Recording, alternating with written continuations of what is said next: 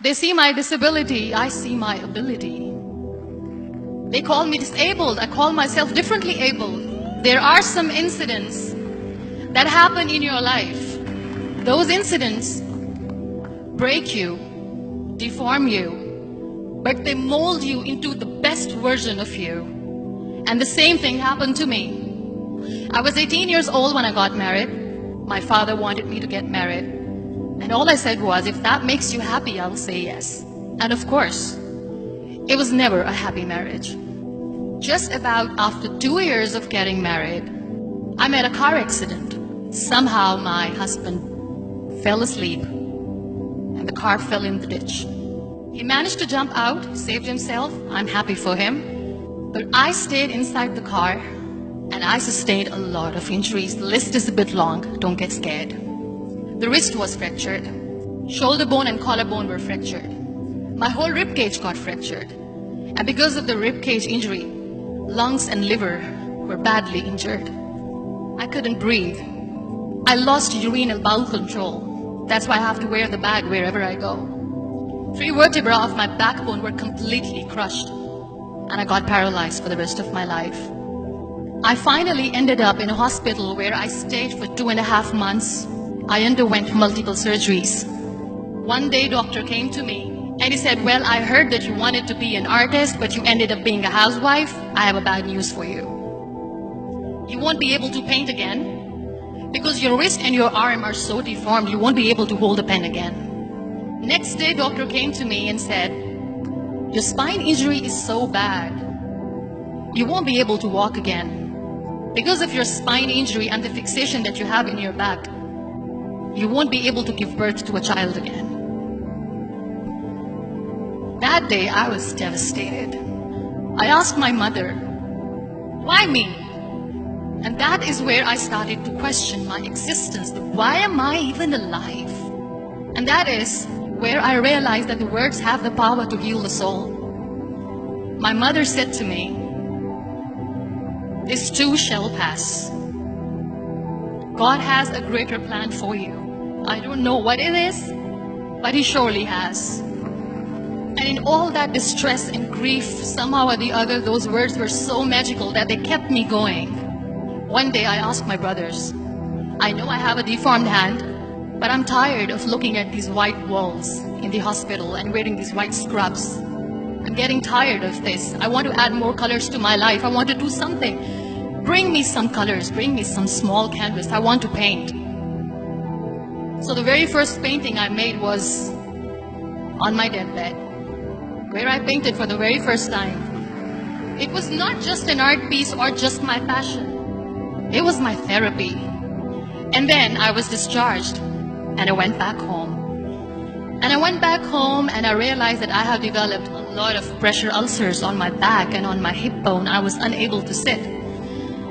There were a lot of infections in my body, a lot of allergies. So doctors wanted me to lie down on the bed straight for not 6 months, for not 1 year, for 2 years.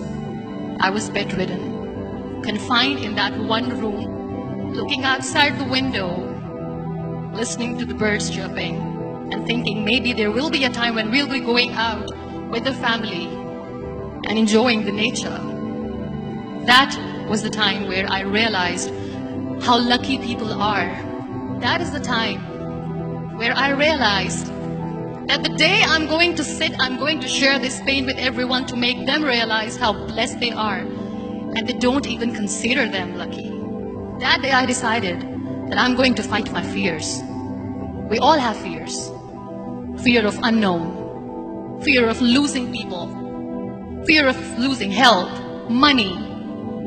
We want to excel in career, we want to become famous, we want to get money. We are scared all the time. So I wrote down one by one all those fears. And I decided that I'm going to overcome these fears one at a time. You know what was my biggest fear? Divorce. I was trying to cling on to this person who didn't want me anymore, but I said no. I have to make it work. But the day I decided that this is nothing but my fear, I liberated myself by setting him free. And I made myself emotionally so strong that the day I got the news that he's getting married, I sent him a text. And I'm so happy for you and I wish you all the best. And he knows that I pray for him today. Number 2 was, I won't be able to be a mother again. And that was quite devastating for me. But then I realized there are so many children in the world, all they want is acceptance. So there is no point of crying, just go and adopt one. And that's what I did. People think that they will not be accepted by the people because we, in the world of perfect people, are imperfects.